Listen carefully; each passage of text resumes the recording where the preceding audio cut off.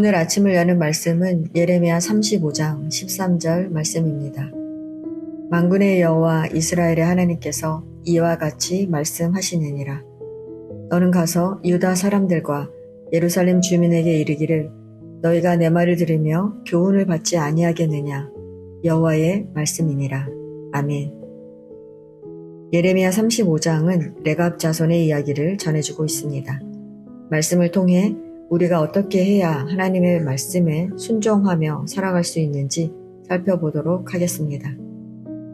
본문은 시대를 거슬러 올라가 여호야김 통치 시대에 있었던 일을 이야기합니다.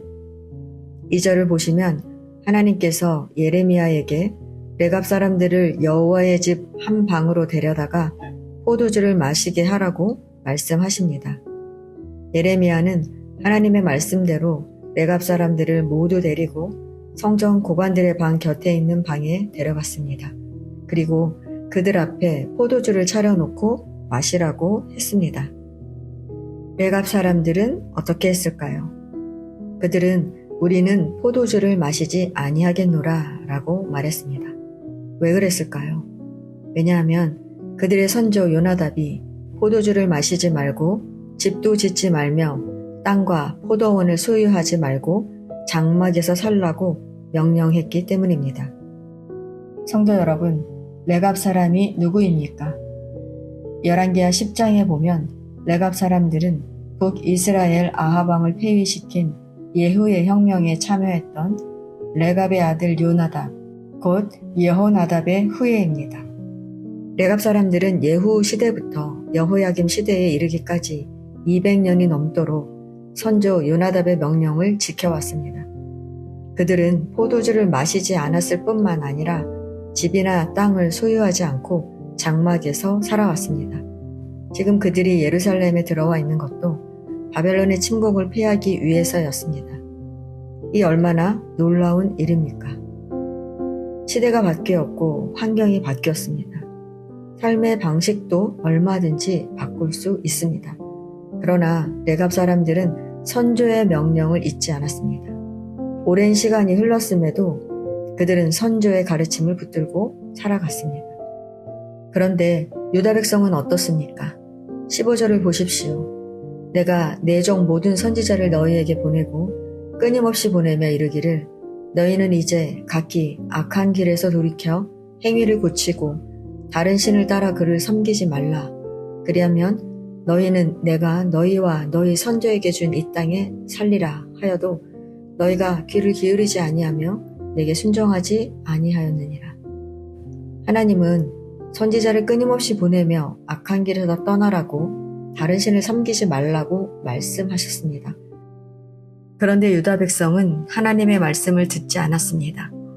하나님은 레갑 사람들의 이야기를 통해 조상들의 말에도 순종하는 사람들이 있는데 너희는 왜 내 말에 순종하지 않느냐라고 유다 백성을 책망하시는 것입니다. 성도 여러분, 유다 백성은 끊임없이 들려주시는 하나님의 말씀에 왜 순종하지 않았을까요? 유다 백성은 한낱 선조들의 명령에도 대를 이어 순종하는 레갑 사람들과 무엇이 다른 것일까요? 바로 삶의 기준이 달랐습니다. 무엇을 바라보느냐가 다르다는 것입니다. 유다 백성은 하나님의 백성이고 하나님의 백성은 하나님을 바라보며 살아야 합니다. 즉, 하나님의 말씀을 삶의 기준으로 삼아야 합니다. 그런데 그들은 가나안 땅에 정착하면서 점점 세상을 바라보기 시작했습니다. 세상의 욕망의 마음을 빼앗겨 하나님보다 세상을 더 중요하게 여기기 시작했던 것입니다. 그들의 삶의 기준은 달라졌습니다. 그들의 삶은 하나님의 말씀이 아니라 세상의 가치가 기준이 되어 버렸던 것입니다. 그러니 하나님께서 아무리 말씀을 하셔도 듣지 않았던 것입니다. 선지자들을 계속 보내셔도 돌이키지 않았던 것입니다. 성도 여러분, 무엇을 바라보느냐가 삶의 기준을 결정합니다. 우리가 세상을 바라보면 세상의 가치가 우리의 기준이 됩니다. 세상은 더 많이 갖는 것이 복이라고, 편안하고 안정된 삶이 가장 좋은 삶이라고, 사람들에게 인정받는 것이 중요하다고 말합니다. 그러나 우리가 하나님을 바라보면 삶의 기준이 달라집니다. 무엇을 많이 가졌느냐보다 하나님 앞에서 어떻게 살아가느냐를 중요하게 여기게 됩니다. 편안한 길보다 말씀에 순종하는 길을 선택하게 됩니다. 사람의 인정보다 하나님의 기쁨을 구하게 됩니다.